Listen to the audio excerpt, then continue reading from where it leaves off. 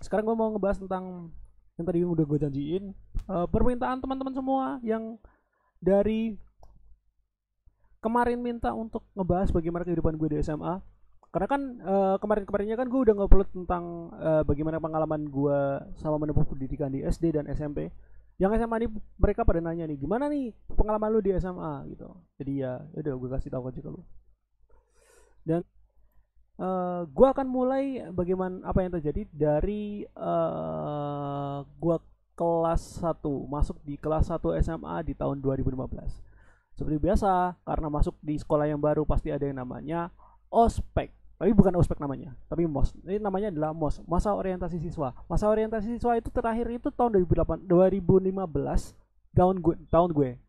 Kemudian tahun selanjutnya cuman MPLS gitu-gitu.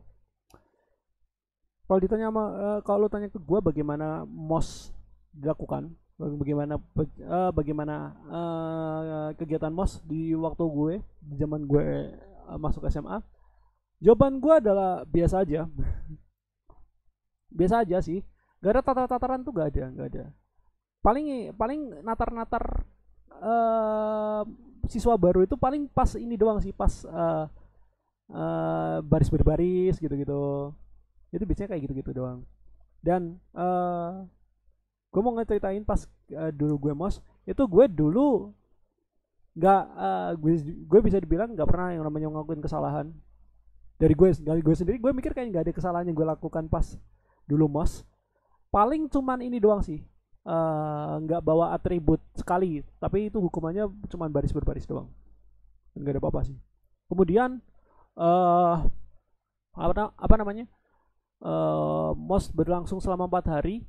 Dan salah satu hal yang membuat gue jadi mungkin merasa mos di zaman gue itu nggak terlalu serem, itu adalah ketika hari terakhir mos itu gue ditunjuk sama kelompok kelas gue untuk nunjukin bakat, bukan nunjukin bakat, intinya mewakili kelas gue untuk maju di kalau kalau kalau di apa namanya, di Miss Indonesia gitu, itu ada kayak apa namanya, putra atau mungkin abang none Jakarta gitu kan. Kalau di MOS itu Mas dan Mbak MOS 2015. Seingat gue kayak gitu. Gue maju bareng teman gue namanya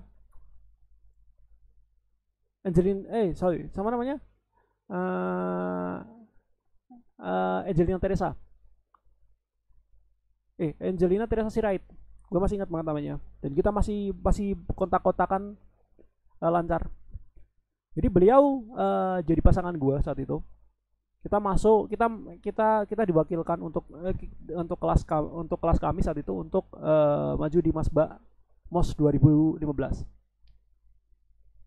Nah, jadi kita maju dan kita tuh itu acaranya kayak kita dikasih pertanyaan kayak Miss Indonesia itu, tau nggak? Kayak Miss Indonesia atau Babang Noni gitu, kita dikasih pertanyaan dan kita disuruh uh, kita suruh lihat itu pertanyaan-pertanyaan, dan itu nantinya saat acaranya dimulai nanti akan dipilih pertanyaan itu secara acak, dan kita disuruh menjawab dari pertanyaan-pertanyaan yang diberikan itu. Nah, gue lupa sih pertanyaannya apa, tapi kami saat itu jawabnya lancar banget dan tidak ada kayak ae kayak gue sekarang ini, kayak nggak ada gitu loh, ae nya itu nggak ada, kayak terbata-bata itu nggak ada.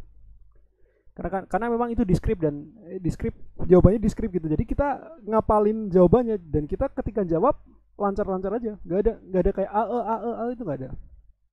Nah, kemudian setelah kita jawab pertanyaan itu, nanti masing-masing kandidat itu ngasih lihat bakat kita, kalian punya bakat apa, bakat terpendam apa gitu. Hari itu tiba, kami ngeluarin bakat kami. Si Angelina Tere ini, bakat dia nyanyi kan. Jadi dia pas disuruh ngeluarin bakatnya dia, ya dia nyanyi. Kan jadi urutannya yang cewek dulu baru yang laki, dan yang cewek dulu baru yang cowok. Yang cewek udah tampil, udah selesai. Nah, pas giliran gua tampil, mungkin ini sesuatu yang mungkin tidak terpikirkan oleh teman-teman angkatan gue.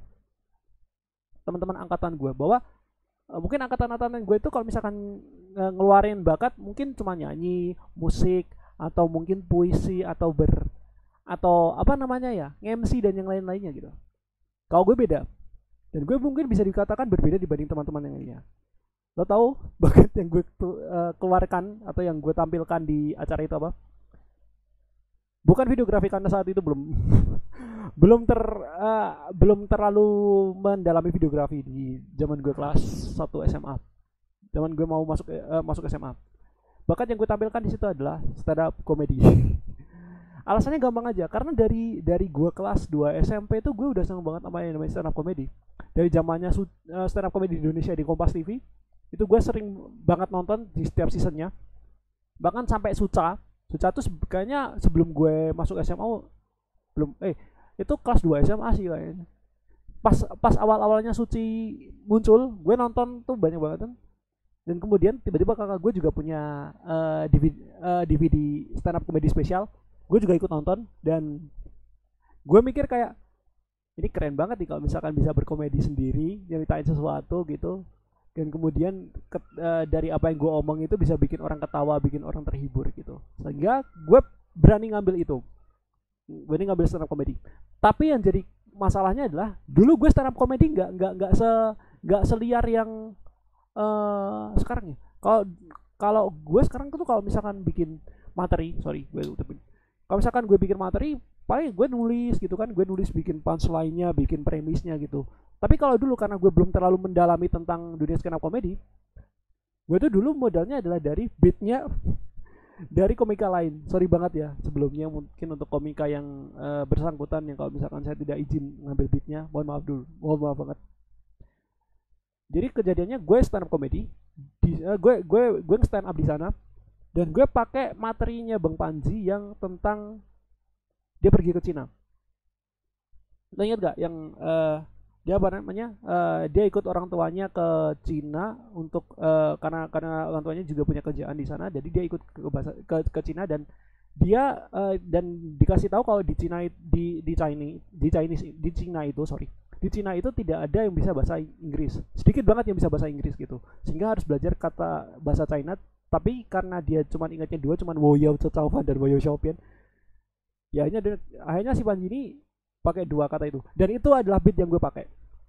Awalnya sih ketika gue tampilin itu mereka ketawa, dan gue baru sadar mereka ketawa bukan karena beatnya, tapi karena gue ngomongnya gak jelas, karena gue terlalu cepat gitu kan. Gue karena terlalu cepat dan diksinya juga kurang nggak sesuai, sehingga mungkin tawa tidak terlalu sehingga sebenarnya omongan gue nggak jelas. Cuman mungkin mereka ketawa karena memang gue tingkah gue aja yang dalam membawakan beat terlalu berlebihan, mungkin bisa jadi. Tapi gak apa-apa, setidaknya gue bisa memperlihatkan bagaimana kalian gue, atau bagaimana cara gue dalam stand up. Udah, dan di situ alhasil kita nggak menang. Ya nggak apa-apa sih, yang menang adalah dari kelas tetangga kita. Gue kan 10-7, yang menang tuh 10-8. Tapi nggak apa-apa, yang dipilih itu karena entah karena dia pinter ngomong atau karena parasnya aja yang ganteng dan cantik.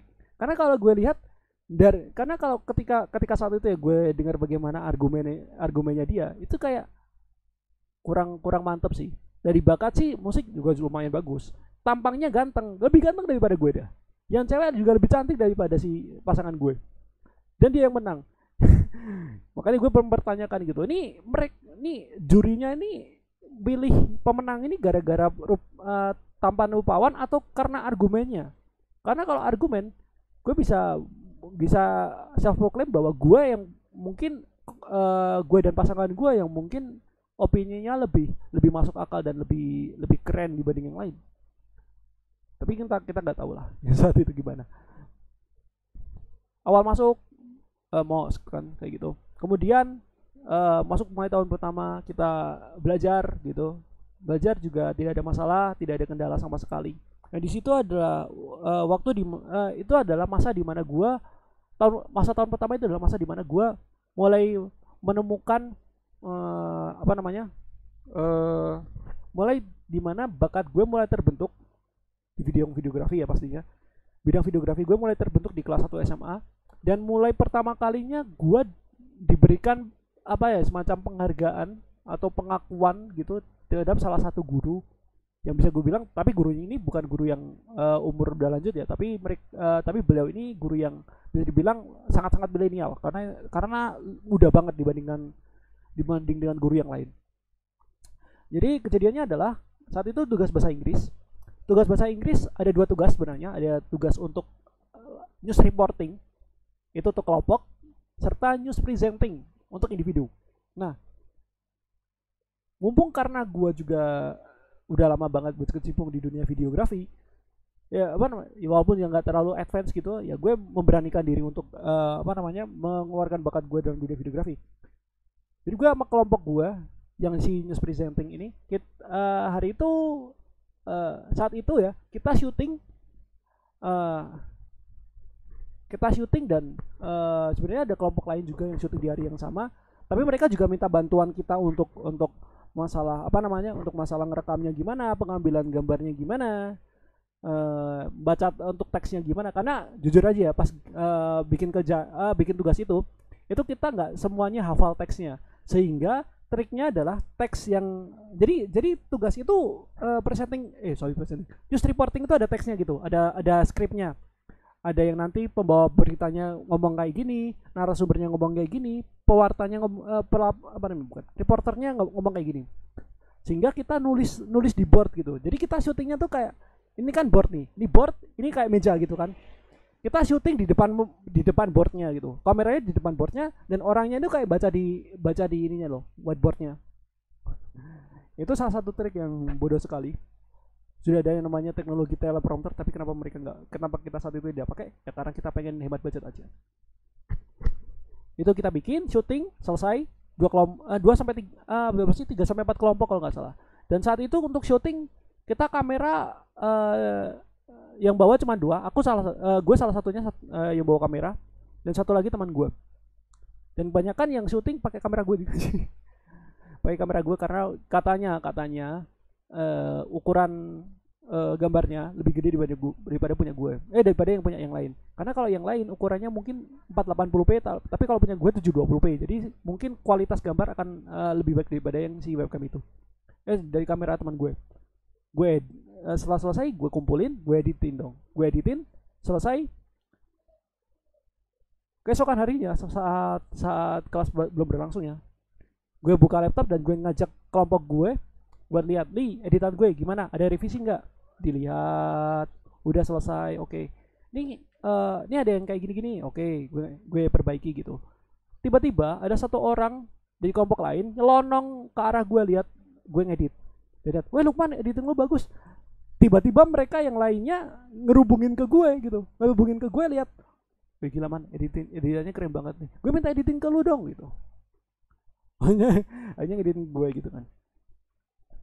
Udah, mereka minta ngeditin ke gue, ya udah gue kerjain aja. Dan saat itu gue belum ada pemikiran kayak lu minta ngeditin ke gue, lu harus bayar ke gue. Enggak, belum ada kayak gitu-gituan. Mungkin pas ini aja sih, pas pas kelas 11, tapi nanti gue ceritain di mana gue bisa dapat duit dari bakat gue. Kemudian news reporting udah selesai, gue bikin dan gue edit. Kemudian selanjutnya ngejain yang individu, tugas presenting. Tugas presenting gue bikin, dan kita itu saat itu syuting bareng dengan satu kamera, itu kameranya gue. Itu beberapa siswa yang memang mau syuting bareng, kita syuting bareng. Setelah selesai syuting, ternyata mereka minta gue juga untuk editin semuanya. Ya udah, gue ngeditin aja, gak apa-apa. Dan saat itu editing gue gak pakai Premiere, gak pakai Vegas, gak pakai aplikasi editingnya. Saat itu gue ngeditnya pakai ini, PowerPoint. Aneh ya, ngedit video pakai PowerPoint. Ya mungkin kebanyakan orang aneh, dan gue juga mikir itu aneh. Karena sebenarnya gue bukan ngedit kayak motong atau apapun ya, tapi gue pakai PowerPoint itu untuk bikin kayak ini loh. Kalau lo lihat ada garis-garis ada kotak, terus ada tulisannya kayak siaran live stream ini masih sedang dalam tahap percobaan, kayak gitu-gitu. Gue bikin sama kayak lower third gitu kalau misalkan berita. Nah, gue bikin kayak gitu. Itu lumayan lama bikinnya, bahkan 2 hari, mungkin jadi 2 hari untuk semua project dari teman-teman gue kerjakan. Dan saat itu untuk pengerjaan gue pakai laptop yang cukup legendaris dan tebal sekali. Ini adalah laptop pertama laptop yang gue pakai untuk edit, Lenovo G480. Sorry ini silau ya. Ini laptop yang sering gue pakai, yang sering gue bawa. Teman-teman yang satu SMA sama gue pasti udah tahu kalau awal-awal gue dalam dunia videografi gue pakai laptop ini. Sekarang udah tidak ada bentuknya, bentuknya sudah seperti ini karena udah gue cabutin dari RAM-nya, dari apanya, dari hard disknya gue cabut buat jadi laptop apa, buat ngebantu laptop gue yang gue pakai buat live stream ini. Nah, lanjut ke setelah editing selesai, kemudian hari pengumpulan semuanya dikumpulkan jadi satu, terus dikirim ke guru gue. Selesai semuanya, kemudian 2 hari berikutnya adalah screening atau nonton bareng hasil dari teman-teman. Ditonton di salah satu lab pakai layar, bukan layar, kayak proyektor gitu, diputar satu-satu semuanya. Itu sebenarnya ya pas muter bagian news presenting yang individu, itu guru gue itu kayak sempat kaget gitu ngelihat ini kenapa editingnya sama, kenapa ini editingnya sama gitu kan. Buat teman-teman itu kayak ending sama openingnya sama, terus lower thirdnya juga sama gitu. Ini kok endingnya sama, lower thirdnya sama, openingnya sama, ini siapa yang edit gitu. Giliran pas gue ditayangin, dia nonton dan kagetnya di video gue itu, di video presenting gue itu ada iklannya. Ya semacam kayak acara TV gitu loh. Kan kalau acara TV biasanya kan tayangan dulu, kemudian iklan, kemudian tayangannya lagi gitu kan. Ya kayak gitu gue bikin kayak gitu. Beliau nonton sampai full gitu, pas iklan jadi skip ya. Nggak mungkin kan orang nonton iklan. Ke zaman sekarang, kalau zaman dulu orang nonton iklan, kalau sekarang kan enggak. Tonton gitu kan, udah selesai, udah lanjut selanjutnya gitu. Kalau kalian penasaran video news presenting yang punya gue, bisa lu cek ke channel gue yang satunya namanya Lukman Hanafi. Silahkan cari aja di YouTube. Kan ketikkan aja Lukman Hanafi, nama gue lengkap ya, nama gue lengkap dan yang benar LUKMANHANAFIA. Nah itu cari aja di YouTube, lu bakal masuk channel gue dan itu ada satu video news presenting gue, lu bisa tonton. Setelah semuanya ditonton udah selesai, kemudian selesai kemudian istirahat, ya udah selesai gitu. Kemudian hari selanjutnya saat pelajaran bahasa Inggris tatap muka langsung di kelas, itu tiba-tiba guru gue bilang, gue tanya ke teman-teman, ke kita, tanya kayak gini, saya lihat video kalian semua sama dari ending sama openingnya, siapa yang edit ya? Tiba-tiba teman-teman gue langsung nunjuk gue, dia Lukman gitu, langsung apaan lu nunjukin gue bang? tiba-tiba guru gue kayak, oh kamu yang edit tuh, oh Wan editanmu bagus loh, wah ini jadi lumayan gitu. Lumayan gue dapat pujian gitu. Gue bukannya ngomong ya, tapi kalau memang beliau yang ngomong kayak gitu. Dan disitulah dimana gue dapat akhirnya gue diakui sama guru-guru gue bahwa gue juga punya bakat seperti itu, dan akhirnya gue dapat pujian. Itu kelas 10.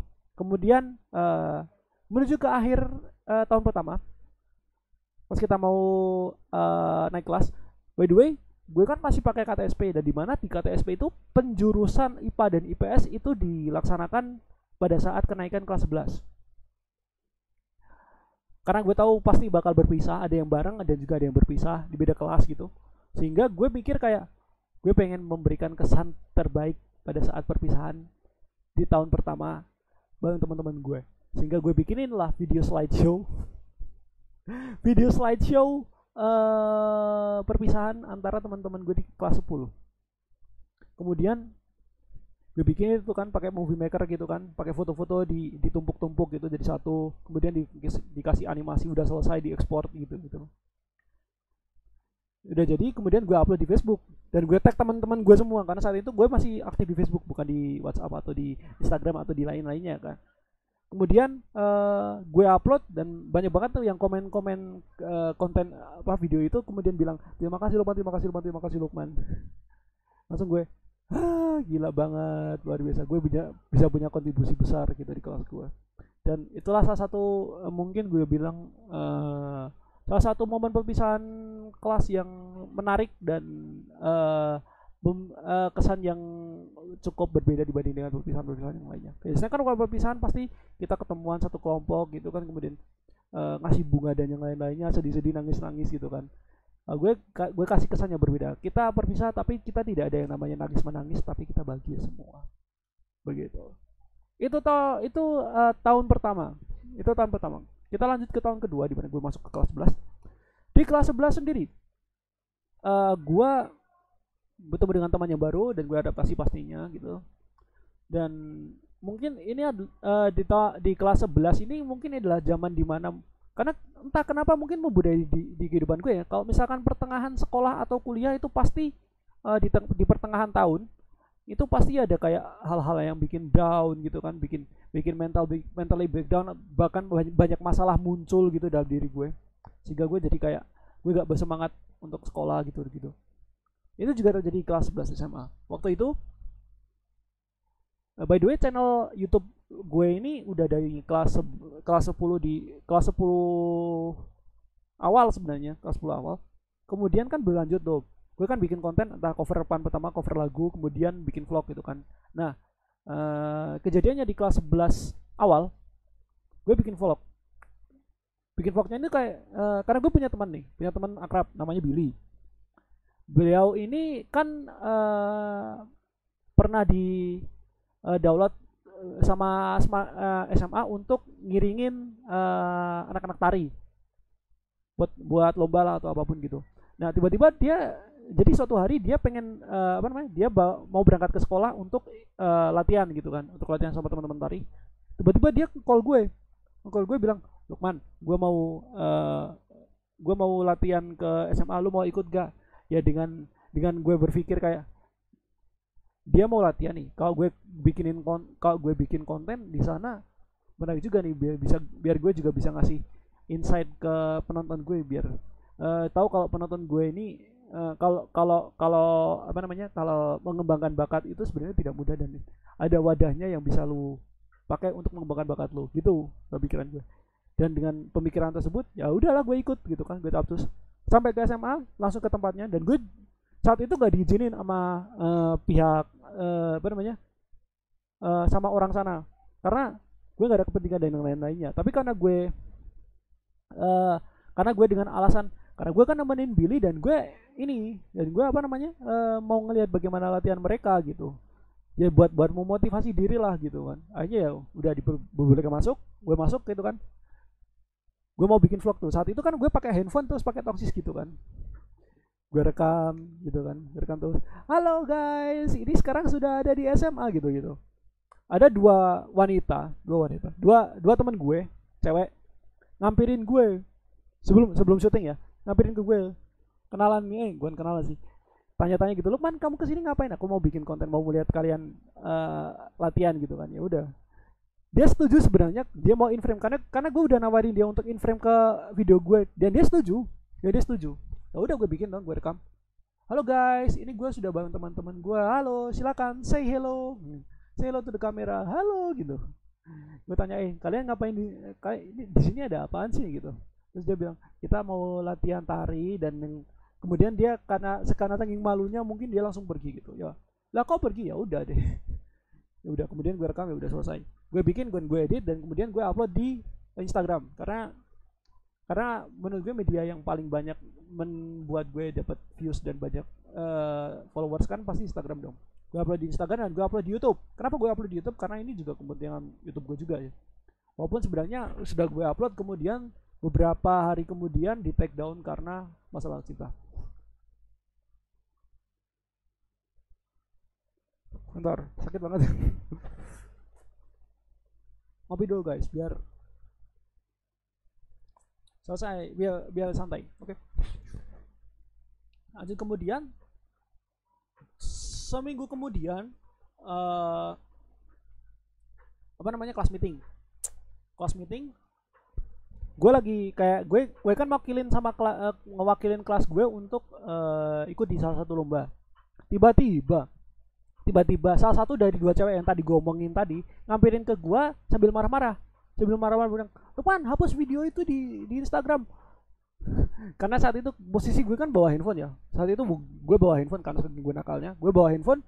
Gue kebetulan lagi buka Instagram ini. Dia minta minta gue untuk hapus, ya udah gue hapuskan, udah selesai. Udah nih. Langsung pergi. Makasih Lukman, langsung keluar gitu. Dan gue bingung. karena dia ekspresinya marah terus bilang terima kasih pun juga dengan ekspresi marah gitu. Terus gue bingung, nih anak kenapa gitu. Kemudian karena gue apa namanya, karena gue khawatir, karena gue sebagai lelaki kan juga punya punya perasaan yang cukup eh, ke cewek cukup apa namanya, cukup kuat gitu, perasaan yang cukup mendalam begitu sama cewek, karena gue pengen banget namanya peduli sama cewek gitu. Akhirnya gue ampirin ke kelasnya, gue bareng sama dia, gue tanyain ada apa sih sampai sampai kamu minta video aku dihapus gitu, video itu dihapus. Kemudian dia ngeritain karena dia ngalamin bullying gara-gara video yang gue upload di Instagram. Maksud gue, buat apa lu ngebullying orang yang ada di video itu gara-gara video orang lain gitu. Lu ngebully orang itu gara-gara dia ada di video orang lain, itu buat apa gitu. Maksud gue, apaan sih gaji banget gitu. Ya karena gue mikir, oh lu dibully kayak gitu. Dan gue sampai nanya se ekstrim kayak, siapa yang ngebully lu, gue tanyain sampai kayak gitu. Terus dia bilang namanya A gitu. Gue gak akan sebut namanya karena gue gak mau mengungkit masalah itu. Dia nyebut nama yang ngebully gue tuh si A gitu. Ya udah, karena gue masih bocah saat itu, belum bisa berpikir dewasa seperti sekarang. Gue tuh karena, dan kebetulan teman gue si A ini satu kelas gue dulu sama dia di kelas 10. Ya dengan cara bocahan gue ya gue bilang, kenapa lu ngakuin kayak gini, lu nggak peka sama cewek ya gitu. Kemudian sampai karena saking gue bencinya sama si manusia ini, gue blok dong Instagram dia, karena gue juga kan dia nge-follow Instagram gue, ya gue blok aja. Bodoh amat, gue nggak mau dengerin dia gitu. Kemudian gue mulai dikucilkan sama kelas sama satu kelas gue.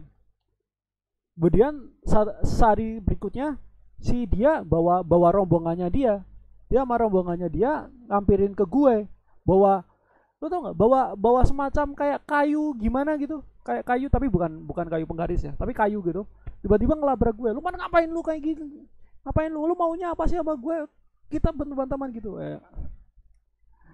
Ya kayak gitu, udah mulai bikin down gitu, bikin down. Gue pengen ngasih kejelasan tapi dianya nyolot. Ya udah, gue balasin aja sama dia dengan kata-kata, dengan nada gue yang keras gitu kan.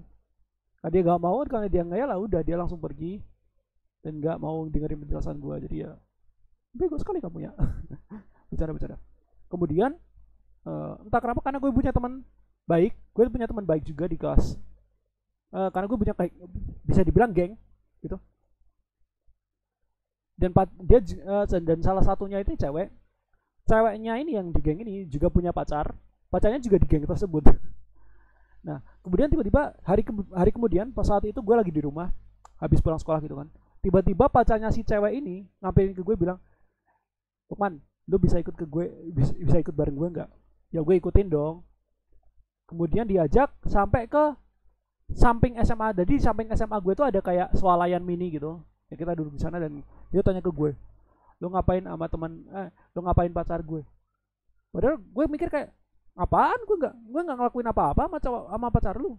Tiba-tiba dia ngejelasin kalau apa namanya, dia tuh dibully gara-gara lu.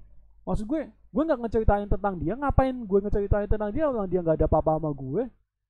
Ya, kemudian karena gue ngejelasin banyak ya, gue tuh nggak ngakuin ini, sebenarnya tuh gue nggak apa namanya, nggak ngomongin tentang dianya aja yang mau mencang, apa namanya, dianya yang mancing aja gitu. Ya karena dia mungkin ada rasa mungkin ketidakpercayaannya dengan omongan gue, ya udah dicariin tuh orang yang ngomongin dia. Tapi dia di SMA kan, dia lagi ikut pramuka tapi dianya nggak ada gitu. Udah, karena kita lama menunggu, ya udah kita balik lagi. Kemudian ke rumah pacarnya pacarnya dia nih, ke rumahnya si cewek inilah. Dia sebenarnya, gue pengen ngejelasin sebenarnya apa sih yang gue pengen tahu apa yang sebenarnya terjadi, tapi dianya kayak mentally breakdown gitu, nangis kayak sakit hati atau apapun, gue nggak tahu juga kan. Jadi ketika kita ngambil ke sana, dia nggak mau keluar dari kamar dia. Ya udah, bodo amat lah, nggak apa-apa. Lanjut ke bagian selanjutnya, dimana gue apa ya, mungkin awal gue mengembangkan bakat gue sih. saat itu ya ini nih, saat itu semester genap di kelas 11, gue di apa namanya, gue di datengin sama teman gue si A ini.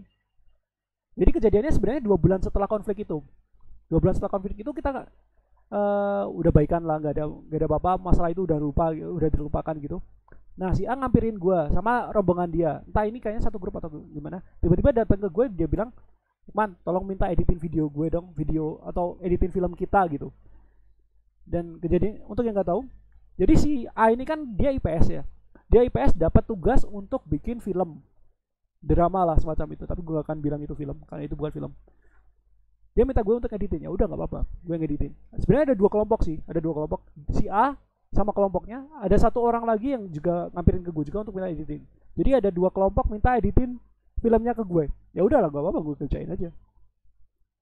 Dikasih tahu ini ntar bagian ini, terus bagian ini, bagian ini gitu. Nah, gue kerjain semuanya, dan semuanya gue kerjain dalam waktu 1 minggu, semuanya selesai gitu kan. Semuanya selesai. Dan itu nonstop gue kerjain ya, nggak ada jedanya. Jadi habis pulang sekolah langsung gue kerjain semuanya. Bahkan sampai waktu tidur. Jadi gue makan mungkin jadi gue break cuman buat makan doang. Kemudian setelah gue jadi 1 minggu kemudian itu upacara Hari Guru Nasional kalau nggak salah. Itu udah jadi video, semua filmnya gue langsung serahin ke teman-teman gue yang minta tolong tadi. Gue kasih lihat nih, ada revisi nggak? Dia bilang nggak ada dan udah bagus. Tiba-tiba dia ngasih ke gue 50.000. Masing-masing anak 50.000. Macam-macam 50.000. Jadi satu kelompok ada 10 orang, jadi mereka masing-masing ngasih ke gue 5.000. Jadi totalnya 50.000 bro. Lumayan dong. Jadi menurut gue kayak dengan keahlian gue ngedit kayak gini lumayan sih, dapat 50.000, lumayan banget gitu. Itu satu kelompok ya. Kemudian kelompok yang kedua gue kasih lihat, wih keren banget, bagus banget. Akhirnya dikasih mereka ngasih ke gue bahkan mungkin lebih tinggi daripada kelompok itu deh, 80 sampai 90 ribuan kalau nggak salah. Gue lupa nominalnya berapa. 80.000 kalau nggak salah, lebih tinggi dari dia. Jadi gue pikir, wah ini gue bisa menghasilkan duit sendiri dari bakat yang gue punya dong nih. Jadi kemudian gue mikir kayak, ini bisa jadi ladang usaha gue nih, gue bisa nyari duit sendiri di masa SMA dengan bakat gue. Ya udah, gue pakai aja. Terjadi juga di kelas 11, itu adalah ketika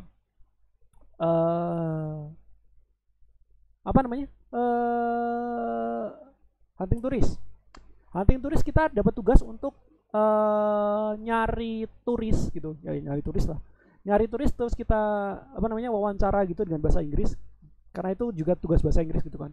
Selain itu juga kita suruh ngedokumentasiin gimana kita wawancara beliau, mereka para turis ini direkam, kemudian nantinya akan dijadikan dokumentasi gitu. Ya udah, kita rekam, kita syuting. Saat itu di Borobudur. Setelah syuting selesai, kita edit. Tapi yang sebenarnya ini tugas ini gak cuma untuk bikin dokumentasi doang, tapi untuk bikin proposal lah, bikin lagi. Sebenarnya cuma bikin proposal sama dokumentasi. Nah, sebenarnya ini kelompok ada 5 orang, 2 cowok, 3 cewek. Nah, yang ngurusin makalah itu cuma 1 cowok sama 2 cewek, sedangkan yang gua sama 1 cewek lagi itu ngurusin masalah dokumentasi. Jadi kami berdua ngurusin editingnya. Ya gue editing gitu kan. Udah selesai ngedit, gue kasih ke kelompok, gue kasih lihat lagi. Nih hasil editannya, ada yang perlu direvisi nggak? Tiba-tiba seperti yang kejadian di kelas 10, ada satu kelompok lain tiba-tiba ngelewat ke gue terus lihat, wah editing gue bagus banget man, minta editing dong gitu. Ya udah, gue editin aja nggak apa-apa.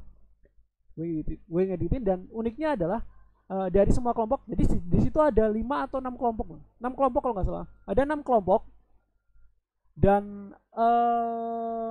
5 kelompok diantara 5 kelompok dari mereka ini minta tolong editing gue. Ada 1 kelompok yang nggak minta editing ke gue. Kenapa? Karena memang ada salah satu dari anggota si 1 kelompok ini yang memang bisa ngedit. Jadi ya setidaknya memperenteng beban gue lah. Ya gue kerjain semuanya, udah selesai. Gue kerjain semuanya. Tiba-tiba dari kelas lain, sialannya nih kelas lain nih. Jadi kan gue IPA 2, jadi ada kelompok dari IPA 1 sama IPA 3 datang ngampirin gue bilang, Lukman minta editing lagi. Aduh, nambahin beban lagi bang. Aduh, nambahin beban lagi, tapi sebenarnya gue gak merasa itu sebuah beban karena apa namanya, gue melakukan itu karena memang gue suka aja. Gue kerjain aja semuanya, udah selesai ya udah. Setelah udah selesai gue kasih ke masing-masing kelompok. Kemudian tiba-tiba dari mereka ada yang ngasih ke gue, mereka ngasih royalti ke gue gitu, ngasih ngasih ada yang kalau nggak salah yang paling rendah itu yang gue dapat itu cuma 20.000. Terus yang paling tinggi saat itu 50.000. Lumayan bro. Jadi dalam satu kelas tuh, coba gue hitung dulu ya, dalam tahun dalam satu tahun itu di kelas 11 gue dapat berapa ya, bentar, tadi 50.000 sama 80, gue hitung beneran loh ini, ada 5 kelompok, ada 4 kelompok,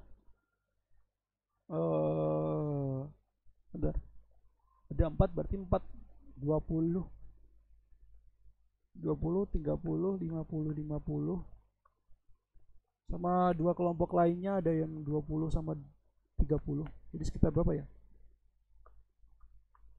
gue hitung coba bentar.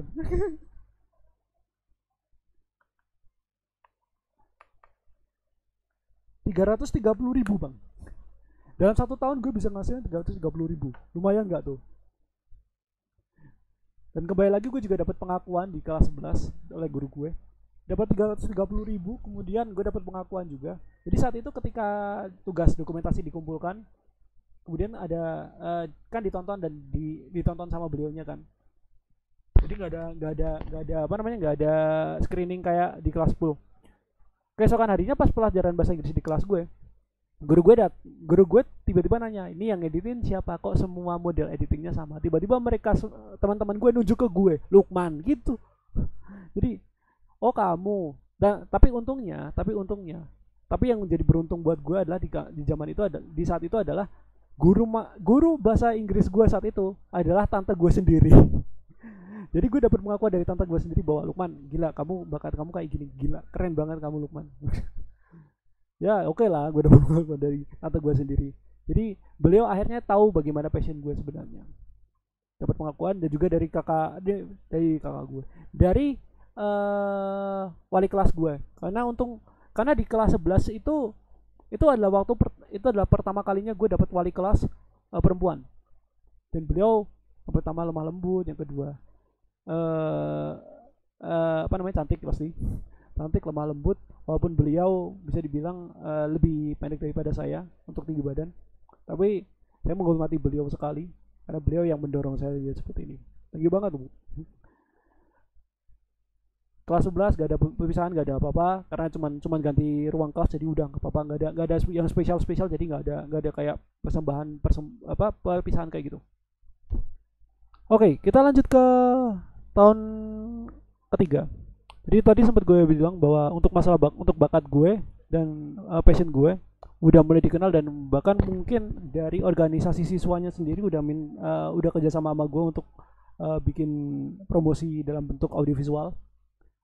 Ya mungkin yang bisa kalian tonton di channel gue, itu namanya promosi pemilihan ketua OSIS SMA Negeri 1 Parakan tahun 2018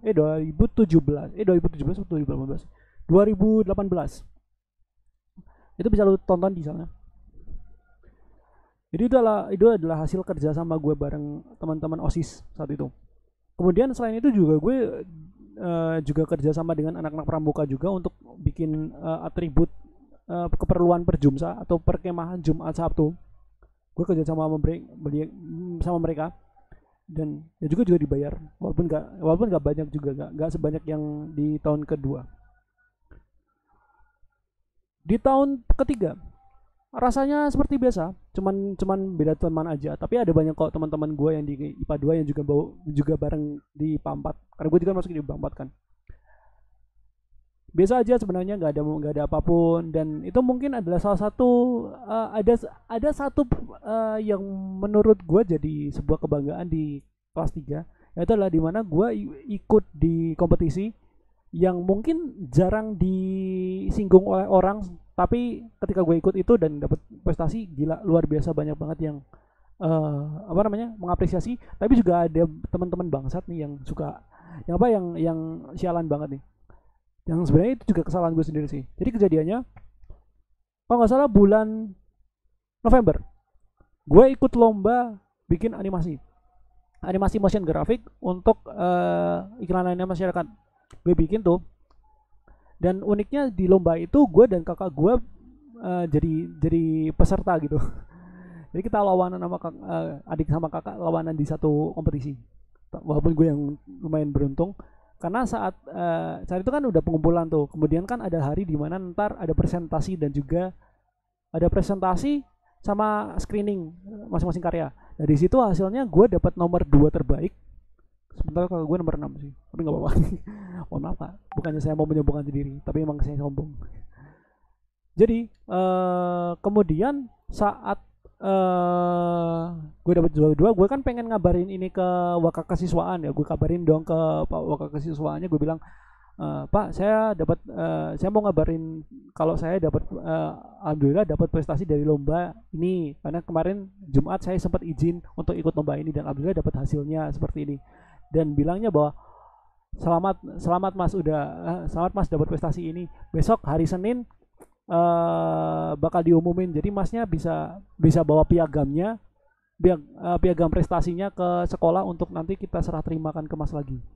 Bilangnya kayak gitu. Ya udah. Tapi itu hari Sabtu ya. Kemudian Seninnya yang jadi sesuatu yang jadi apa namanya? Jadi chaosnya gue adalah hari Senin gue telat. Gue telat masuk SMA. By the way, gue udah mulai berani melakukan mulai berani telat masuk sekolah itu sejak kelas 11 SMA, karena kelas 11 SMA itu sempat jadi sempat ada kayak konstruksi, kayak bikin apa ya, aspal, jalan yang di aspal diganti sama jalan yang dicor sama semen gitu. Itu yang bikin kayak ketika gue mau berangkat sekolah, gue harus akhirnya berusaha untuk bisa bangun lebih pagi biar nantinya ketika masuk sampai ke sekolah nggak telat. Tapi itu chaosnya gue adalah gue bangun jam 6, berangkat itu jam setengah 7, dan antrenya lama banget untuk dapat bis. Dapat bisnya itu jam 6 lebih 40-an kalau nggak salah. Kemudian gue berangkat dengan was-was, gue bilang sama supirnya, Pak lebih cepat lagi ya Pak gitu. Nah tiba-tiba pas udah sampai pertengahan mau ke SMA, itu jalan udah antri dulu nih, udah panjang antri. Jadi kita tunggu lama banget. Ya oke lah, apa-apa. Nunggu gitu. Sampai sekolah pukul 7 lebih 10. Jadi gue telat 10 menit gitu kan. Sebenarnya gue diizinkan masuk, cuman pas upacara udah mau mulai. Jadi gue langsung lari gitu. Gue lari masuk kelas dulu. Kenapa? Karena gue nggak mau terburu-buru gitu kan. Gue masuk kelas, ngetakin tas, kemudian gue bawa piagam gue. Terus gue ngadep ke wakil kesiswanya, ini piagamnya. Terus dia nyuruh gue buat berdiri di samping guru karena gue telat ikut upacara kan. Ya udah nggak apa-apa. Gue berdiri sampai upacara selesai. Tiba-tiba beliaunya pada saat ngumumin kalau gue dapat prestasi, akhirnya dipanggil tuh.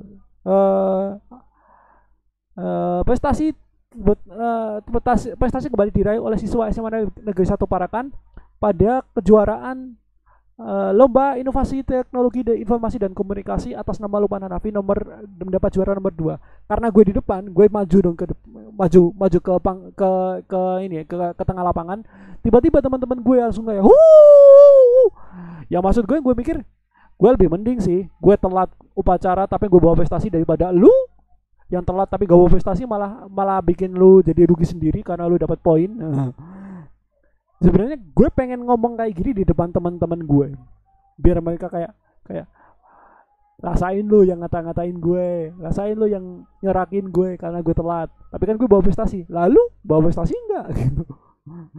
Tapi itu tidak terrealisasikan karena saat itu gue punya pemikiran kalau gue ngomong kayak gini, nyindir kayak gini, ntar gue dihajar masa lagi nih kan bang, nggak mau dong gue kayak gitu. Nah, kemudian itulah titik dimana gue mulai pede dengan bakat gue, bahwa walaupun gue sekolah di sini, walaupun bakat gue nggak bisa gue kembangkan di sekolah gue karena gak ada tempatnya, tapi setidaknya gue bisa dari SMA sendiri gue mulai termotivasi untuk mengembangkan bakat gue gitu. Kemudian sebenarnya untuk yang ujian praktek nggak akan gue kasih tahu, nggak akan gue ceritain karena ceritanya sama seperti yang tadi kelas 11 dan kelas 10. Ketika gue ngerjain tugas, tiba-tiba yang lain minta gue ngeditin, ya udah gue editin gitu. Lanjut ke saat-saat dimana kita saat-saat dimana wisuda masuk, saat dimana wisuda. Saat itu UN selesai, kemudian kita free, kita mau ngapain aja bebas, mau masuk ke sekolah silakan, enggak juga nggak apa-apa. Tapi gue sama teman gue ke perpus karena saat itu kita senang-senangnya ke perpus buat persiapan SNMPTN, SBMPTN dan yang lain-lainnya. Ada yang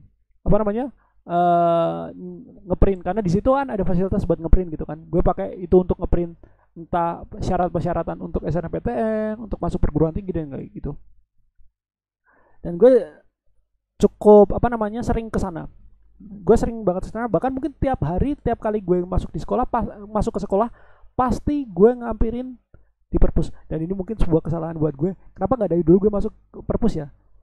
Karena gue dulu mungkin pas awal-awal masuk gue nggak tertarik dengan perpus. Tapi saat akhir-akhir gue mau lulus, tiba-tiba gue punya pikiran untuk ya ke perpus aja dulu deh, buat apalah gitu, buat ngeprint lah, buat apa gitu.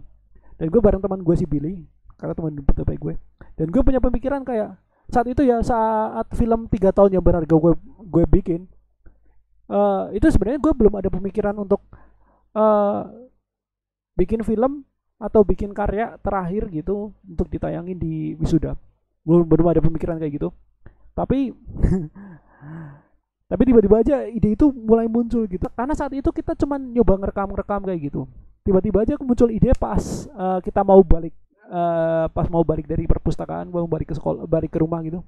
Tiba-tiba ada pemikiran, gue bilang sama temen gue, men, ini kita ngerekam kayak gini, sayang banget kalau misalkan cuman buat dokumentasi doang, buat menuin memori doang. Kenapa nggak kita bikin buat film aja? Dan dia setuju, ya udah gue bikin. Itu pengerjaan film itu 1 minggu kalau nggak salah, 1 minggu. Hari pertama sampai hari keempat itu syuting untuk beberapa part aja. Kemudian 3 hari setelahnya itu kita ngeditnya cukup lama karena memang partnya cukup lama banget. Dan hari terakhir ngedit itu adalah simulasi wisuda.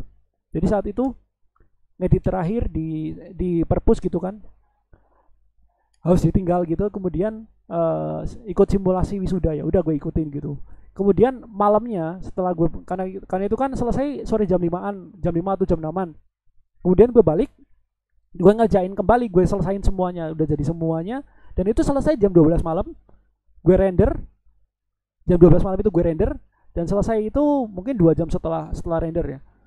Bangun paginya udah jadi filenya, tinggal gue bawa pakai flash disk. Ya udah, kemudian gue siap-siap untuk jasnya lah, untuk untuk jas, untuk kemeja, dasi dan yang lain-lainnya gitu kan. Kemudian datang ke sekolah, dan saat itu karena gue juga disuruh sama orang guru sana untuk bikin slideshow juga, untuk bikin slideshow kegiatan di SMA. Ya gue kerja juga dong, karena itu bertepatan gitu kan. Nah, kemudian setelah datang ke SMA, gue langsung ke pihak panitianya untuk ngasih file video slideshow-nya. Gue kasih lihat, gue kasih ke dia, dan terus gue tiba-tiba entah berantah ide ini muncul gitu. Tiba-tiba gue ke pihak panitianya, gue bilang kayak gini, ini kan saya ngasih file video dokumentasinya nih ke Bapak Ibu. Karena ini waktunya juga ini kan untuk sebelum untuk ice breaking sebelum wisuda dimulai. Boleh nggak kalau saya muter film buatan saya yang kemarin saya syuting itu? Beliaunya bilang boleh, ya udah gue puter. Saat itu yang nonton cuman pihak guru sama wali murid doang. Wali murid sama guru doang. Siswa-siswanya cuman santai-santai ria doang, atau foto-foto gitu kan sebelum acara wisuda dimulai. Saat itu gue juga ada di sana. Saat screening gue ada di sana. Nonton sampai selesai, saat itu film udah selesai, udah masuk ke kredit itu, semuanya berdiri tepuk tangan. Gila. Gue selama ini gak pernah dapet kayak gituan loh. Ini baru pertama kalinya. Saat itu pertama kalinya gue dapet tepuk tangan luar biasa, ramai sekali teman-teman semuanya. Aduh. Kalau gue ngebayangin aja kalau misalkan teman-teman gue yang ada di situ bakal gimana, keren banget gak sih? Gue bayangin gitu. Kemudian semuanya tepuk tangan dan beberapa guru, bahkan guru-guru yang memang udah tahu bakat gue di bidang videografi, muncul apa, datang ke gue dan ngasih apa, jabat tangan ke gue, bilang, Lukman Hanafi, kita ngapresiasi karya kamu, keren banget loh Lukman. Ya, dan saat itu sampai sekarang mungkin mini film 3 ton yang berharga itu jadi salah satu karya terbaik Lukman Hanafi selama berkarya di videografi. Walaupun sebenarnya dalam struktur film sendiri itu 3 ton yang berharga itu salah besar sih. Tapi nggak apa-apa lah, ya apa. Yang penting kita seneng aja bisa bikin konten kayak gitu. Dan ini juga inisiatif sendiri dan gak dibayar dan gak ada apa, dan ini juga bikin sendiri. Walaupun gue juga dibantu sama satu teman gue. Dan ini modalnya paling modalnya cuman apa sih? Modalnya paling cuman ini doang. Nasi goreng makyah sama apa namanya? Teh gelas. Cuman gitu doang. Udah selesai, videonya udah selesai, langsung wisuda selesai, kita foto-foto bareng. Tapi kecuali gue, karena gue disuruh pulang duluan sama apa namanya, gue diajak pulang duluan sama bokap gue. Film itu kemudian gue upload di YouTube. Ya udah, di upload di YouTube dan banyak yang nonton. Lumayan nih yang nonton nih, teman-teman gue langsung pada kontak ke gue, Lukman gila, filmmu bagus dan sebagainya terus. Dan itu merupakan salah satu titik terbaik, karena gue bisa menunjukkan bahwa perpisahan itu tidak harus dengan sedih-sedihan, tidak harus dengan menangis, dengan apa, dengan tangisan air mata, tapi kita mau kan, karena perpisahan bisa dikasih dengan bisa diberikan sebuah kejutan dengan apa namanya, gimana gue ngomongnya, aduh ribet banget. Perpisahan itu nggak melulu harus sedih-sedihan, harus nangis gitu, harus keluar air mata, tapi bisa ngasih kesan yang berbeda gitu. Karena perpisahan yang biasanya sedih-sedihan bisa kalian bawa hype-nya ke bahagia. Gak boleh ada sedih-sedih gitu. Karena ini perpisahan, cuman perpisahan kita gak ketemu, atau mungkin kita akan jarang ketemu, enggak. Cuman kayak gitu doang. Tapi dan yakin aja suatu hari nanti kita bisa ketemu lagi gitu loh. Itu yang jadi hal yang hal yang membuat gue yakin bahwa bakat gue memang udah terbentuk di zaman SMA. Nah, dari apa yang gue ceritain, kira-kira apa yang bisa kita ambil? Yang pertama, asik. Yang bisa kita ambil adalah yang pertama, gak ada kata terlambat untuk belajar. Oke, kalian tua atau muda punya waktu untuk belajar, untuk melakukan sesuatu. Tidak terbatas pada keilmuan apa kalian mau belajar. Semuanya bisa kalian akses. Semuanya sekarang malah lebih mudah dibanding dengan yang dulu. Dulu mungkin untuk akses sesuatu atau mau belajar sesuatu harus pakai tutor atau harus nyari bukunya secara fisik. Tapi kalau sekarang ada internet, ada YouTube, ada Netflix, ada OTT atau yang lain-lainnya yang bisa kita dapatkan dengan mudah, sehingga kita untuk belajar tanpa batas sekarang. Lu anak SMA mau belajar videografi, oke. Lu anak SMP mau belajar tentang bagaimana budidaya ikan, bisa. Budidaya ikan lele mungkin bisa. Kalau anak kuliahan yang kuliah di dunia apa namanya, misalkan lu kuliah di matematika, lu pengen belajar tentang ilmu hukum, bisa. Di YouTube bahkan sekarang udah ada banyak banget yang ngajarin kayak gitu-gituan. Jadi nggak ada kata terlambat untuk belajar, semuanya bisa. Mau lu belajar di suatu tempat pun, kalau misalkan lu mau belajar di bidang yang lain juga bisa, karena medianya udah banyak dan udah mudah banget untuk diakses. Selain itu ini bakat yang lu kembangkan, bakat bisa dikembangkan atau bisa ditemukan di masa yang kata duga. Mungkin aja bakat lu bisa ditemukan di masa SD mungkin, atau mungkin bakat tuh muncul di masa lu mungkin masih kanak-kanak, mungkin umur 5 tahun 4 tahun gitu, mungkin bakat lu udah muncul kayak gitu di SMP, di SMA, atau bahkan mungkin bakat lu muncul pada saat lu kerja mungkin ya. Karena bakat orang itu ditemukannya beda-beda, tapi semua gue apa ya, tapi gue yakinin kalau lu bisa menemukan bakat lu di masa sekolah, karena itu lebih mudah untuk lebih mudah untuk dipelajari, lebih mudah untuk dicermati, karena masa SMA atau masa sekolah itu Itu adalah masa-masa dimana lo fresh untuk menemukan sesuatu hal yang baru dan lo bisa mengembangkannya sendiri saat itu. Termasuk gue yang gue bilangin itu, gue mulai videografi sebenarnya dari SMP, tapi untuk lebih lebih apa namanya lebih advance ya, lebih lebih gue tekunin itu adalah pada masa gue SMA kelas 2 sampai sekarang. Kalian bisa lihat sendiri karya-karya yang udah gue bikin dari videografi, animasi, motion graphic, dan berbagai konten yang ada di YouTube ini, di Instagram gue, di YouTube gue, di Instagram gue, di Twitter gue, maupun di Facebook gue. Kalau lu tanya ke gue, bagaimana pengalaman gue sekolah di SMA antara menyenangkan dan tidak menyenangkan, mungkin kata tidak menyenangkan itu mungkin sekitar 20%, yang menyenangkan 80%. Tapi untuk menyenangkannya, lebih menyenangkannya SMA dibanding SMP ataupun SD. SD itu buruk banget, SMP apalagi. Tapi SMA mantep pol men. Makanya gue bilang di film 3 tahun yang berakhir, gue bilang betul kata orang tua, masa SMA adalah masa yang menyenangkan. Masa SMA adalah merupakan masa di mana jati dirimu ditemukan gitu. Jadi ya udah, itu aja pengalaman gue.